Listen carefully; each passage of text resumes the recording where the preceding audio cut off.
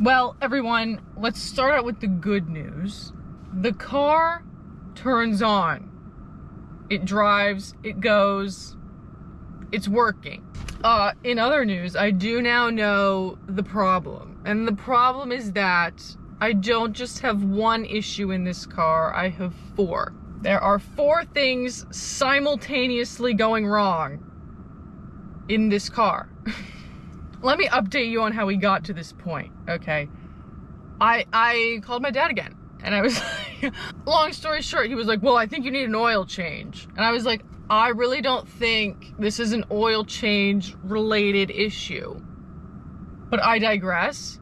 I was like, okay, I'll get an oil change. So I walk over to the garage, if I could walk there, because I'm still at this point scared to turn on the car. And while I was also on the phone to my dad, I turned the car on. There was no explosion, surprise, surprise. And it turned on, it did turn on. But again, with the bad smell. So I walk over to the garage and I'm like, so since I need an oil change now, because now I'm paranoid. Now I'm like, I don't need another issue going wrong. I walk over to the garage and I make an appointment. I'm like, I need an oil change. I said, I have many things going wrong. I would like to know what those are. I said, don't fix anything. Let's just diagnose the problem, see what's what. So I get the car over there, I drop it off, and they have it like all day. By the way, let me just say, none of this was caused by my accident. How incredible is that? This all just coincidentally went wrong shortly after I had an accident. It has nothing to do with the trunk damage at all. I know how that sounds, but so then like a million hours later, I get a call back. He's like, we know the problem. Oil change is done, whatever. I go back over. He's telling me the issues. I'll read them off, okay? So my purge valve is broken. My vent valve is broken.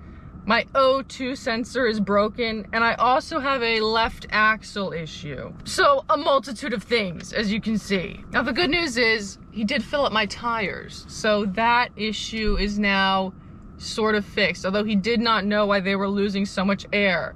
He goes, yeah, I looked for nails in the tires or something, but nothing, they're just losing air. I was like, yeah, it happens. So my lights, my Christmas lights on the dash, he did manage to turn off, although I am seeing the engine light right now.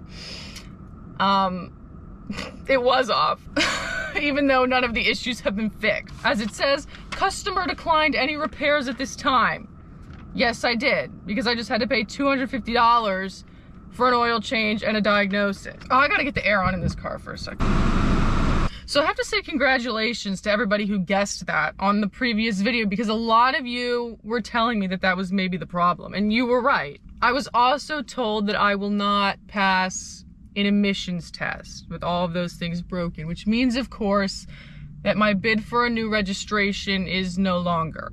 I won't be able to renew my registration, which is, if you don't know, almost a year expired. So yeah, so when I fill the car up with gas, the pressure builds up, and that's why it doesn't start, essentially, I think. People will explain to me what's going wrong. Now, what's truly amazing is that it was only about 3 years ago that maybe even less, that I had this exact issue. And I took it to Ford and I had it fixed. It must have been all of those same parts, although I don't know. And they've broken again in just that amount of time. It must be the impeccable quality that this car has been built with. Now, I did prepare for today since we're learning, okay? So all of these things also cause the rumbling that I've been having. Now, I actually did not get a quote on how much this will all cost to fix. I did, however, look it up because I've prepared. Now, Google tells me, and I'll go through it, that the vent valve would be between $100 and $500. I'm assuming it would be on the low end of this, okay? Purge valve, same price. O2 sensor, between $300 and $500. God knows what's wrong with the axle. I mean, let's pray I don't go careening off the highway because it snaps while I'm driving. The last thing I need is another accident. But just for kicks, I looked up how much it would be to replace it. It says $500 to $2,000, with most being between $800 and $1,000. So pretty hefty bill. If you want to add in the trunk damage, by the way, I don't know if I've said this before, my backup camera was broken before I ever crashed. They wanted over $1,000 to fix it, just to replace the backup camera. So if you were to fix everything on this car, it would cost far more than it's worth. Put it that way. Now let's review the damage, okay? The broken O2 sensor causes decreased fuel efficiency. I've always had that, again. Rough idling. Actually, all of these things cause the rough idling, which I have had. That's exactly what has been happening. When I said that rumbling, yeah, that's what that is. Engine misfires. I really don't want to misfire. Aren't those really loud? Or don't they sound like gunshots? Now, the broken O2 sensor is, I believe, what's causing the rotten egg smell, not the catalytic converter. It also says engine performance issues. The engine may hesitate, skip, begin bucking, or have power surges. But the Fusion has actually always had that. It's actually a common issue with this car, I believe, is that it's very jerky in its shifting. So I wouldn't necessarily notice that. It tells me that the broken purge valve symptom is hard starting. The engine may be difficult to start after filling up with gas. Yeah, really. Fuel odor, vaporized fuel may be noticeable around the vehicle. They all have increased emissions. A faulty vent valve can cause fuel vapors to escape, which can lead to environmental harm. It's interesting because it says with the vent valve that another symptom is the gas pump clicking off when filling up. And I was having that issue. I think the time before I filled it up and it broke down, or wouldn't start again rather, it wouldn't stay, like it kept going off and I couldn't understand why. So I stood there and held it.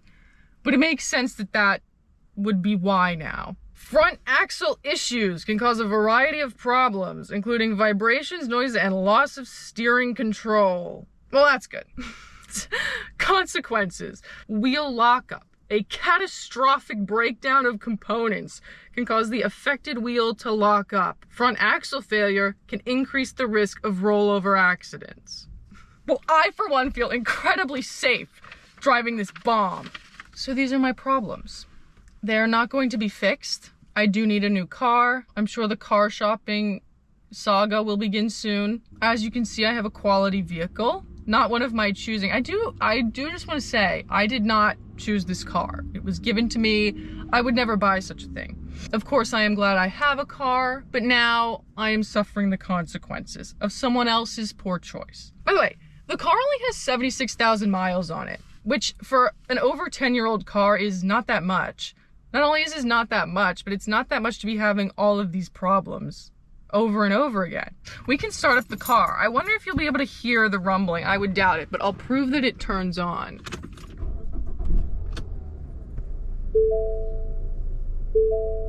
I mean, I can feel it. Like, I feel the...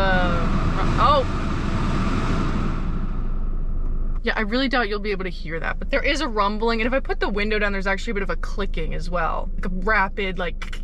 So it starts, it works. I do have to drive with the windows down, as suggested, because there is a multitude of smells. It usually starts off as like a raw gasoline smell, over to like a burning plastic smell, and then it goes... connected to your phone and is...